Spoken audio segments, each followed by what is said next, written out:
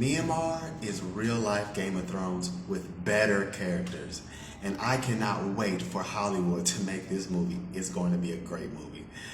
Hello everyone, it's AseanAnthony, and in this video, the Pa'o story, when brothers fight brothers. Once upon a time, in a land far, far away called Shan State, there lived an ancient family called the Pa'o family. The Pa'o family, they were the second biggest family in all of Shan State, and they lived mostly in the highlands of Shan State. The family had their own cultural clothes, they had their own history, and they had their own language.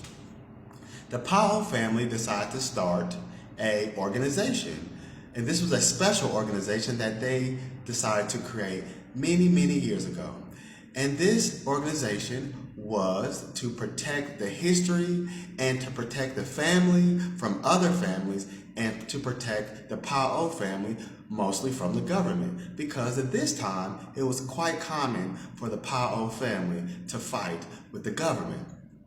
So the Pa'o family started this organization, and as they began to fight more and more, well, one day they decided to sign a ceasefire with the government. They didn't want to fight anymore. They just wanted to negotiate. So the family stopped fighting and they signed a ceasefire and they started working for the government.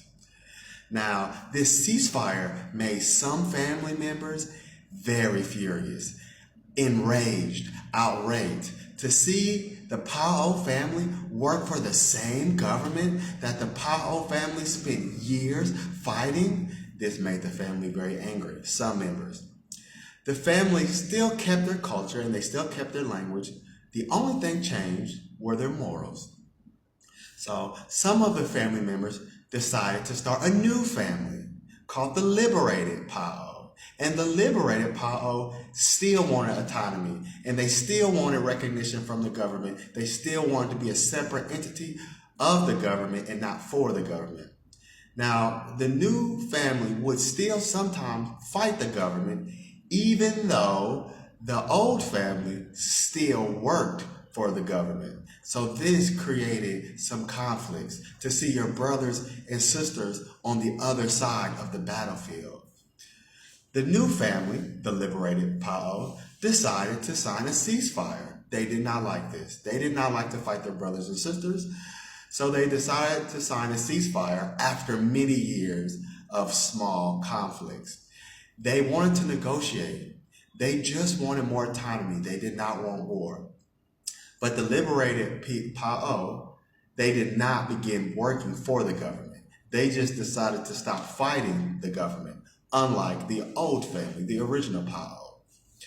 Many years later, the government had a crisis, and the government of Shan State began fighting with all of the families. And this created a problem. So the government had made enemies with many families, and fighting erupted all over the land. But the old Pa'o family did not fight. And the new Liberated Pa'o did not fight, because the new Liberated Pa'o still wanted autonomy through peace and negotiations. So they did not fight, but tensions were growing because some people in the new family wanted to begin fighting the government. They still viewed the government as the enemy.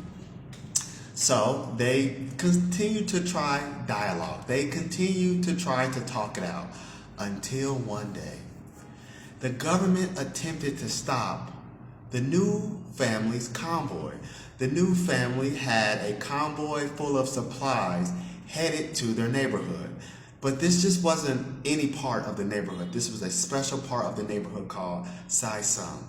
Sai Sung was important and strategic because it was the key to a lot of roads that led to a lot of special places. So the Liberated Pa'o really wanted control over this area. The government attempted to stop a group of cars, a convoy of cars, bringing supplies to the Liberated Pa'o. But when the government decided to stop them, The liberated PAO in the convoy were angry, and fighting erupted almost immediately. The situation exploded. Street fighting, nonstop gunfire, village to village combat, ambushes, air attacks, government artillery shells.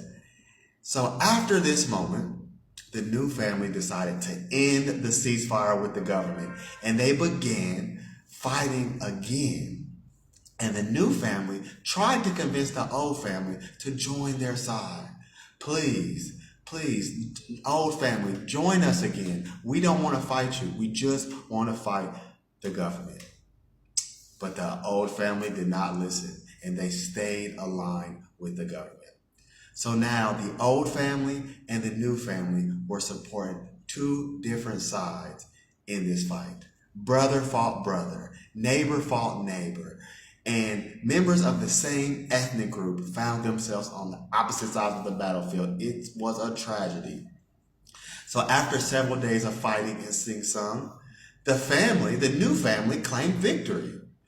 But the government and the old family did not stop, because they had been fighting for a while, and a lot of people lost their lives. So, drones, heavy weapons, reinforcement troops, repeated airstrikes, and more gunfire came for the new family in Sai Sung. This was a neighborhood that both of the families lived in. But when fighting erupted and the families lived in this area, they had nowhere to go. There was nowhere to run, so they had to keep fighting. The battle was not over. Thousands of innocent people had to leave the neighborhood, or worse, they didn't make it out. Now the fighting continued until the old family and the government gained control of Sai Sung.